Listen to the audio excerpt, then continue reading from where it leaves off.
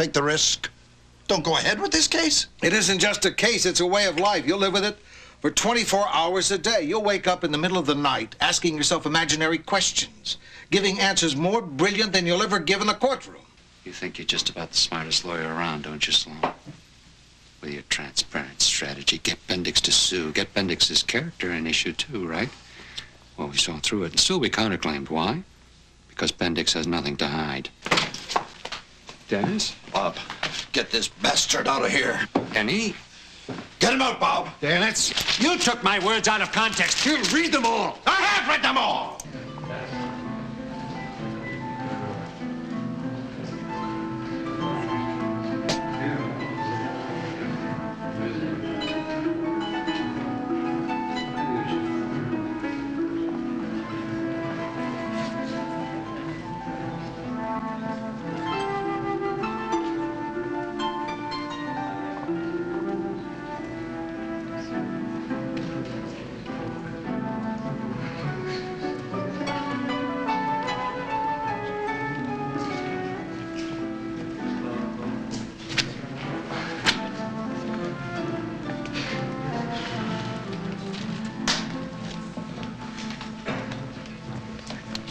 Sloan, how do you feel about the size of the verdict, sir?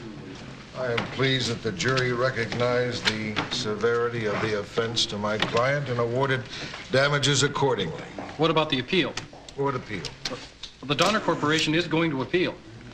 I think they'd be very foolish to. Gentlemen, Mr. Sloan's office will have a statement ready for you this afternoon. Are you considering the bench, Mr. Sloan? I haven't been approached on any judgeship. Thank you, gentlemen. Thank you.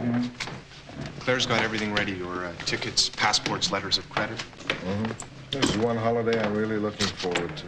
No wonder. You've been in court 197 days in the last year. Mm-hmm. I counted it up this morning. While I'm away, I want you to start working up a memorandum on excessive damages so we can be ready for the appeal. Yes, sir. Where am I meeting my wife? At the office. Right after you see Dennis Corcoran. Dennis Corcoran. Dane, I promised him a few moments of your time, Bob, unless you want me to get rid of him. No, he's at least entitled to courtesy. Just to have to explain why we can't consider taking on a case like his. I thought Boyd Bendix was a friend of yours. He was. Attacks like this, unprovoked from a friend? Well, that's what I said when it first started. I said it must have been that book review. Well, one brief book review in one magazine wouldn't justify all of this. There's every lying column there Bendix has done on me. What book review? Hangman on Horseback. I reviewed it for Monitor. The biography of Bendix. Says that Bendix might consider himself the man on horseback to solve the problems of our time. That he's eccentric, difficult, and brave only when there's no danger. And your review said what? I agreed with the book. Then these attacks weren't exactly unprovoked, were they?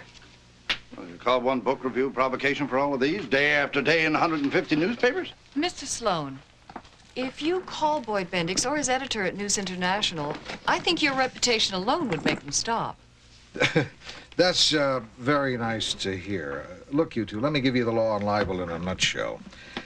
You've got to prove that you were lied about, preferably unprovoked, and that you sustained damage. Can you prove all that, especially the damage part? A man in your position with your income?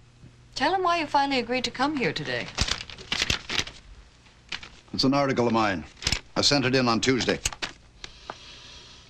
Yesterday, I got a call from my editor at Monitor, Fred Alston. He said for me to meet him at a restaurant, not at the office. When I got there, I could see he'd had a few drinks. Fred drinks a little, but yesterday he was smashed.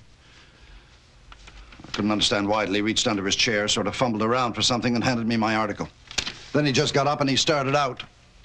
I went after him. He kept trying to turn away from me till I grabbed him and asked him what the hell he was trying to tell me.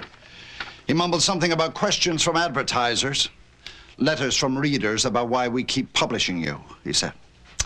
The top brass is scared.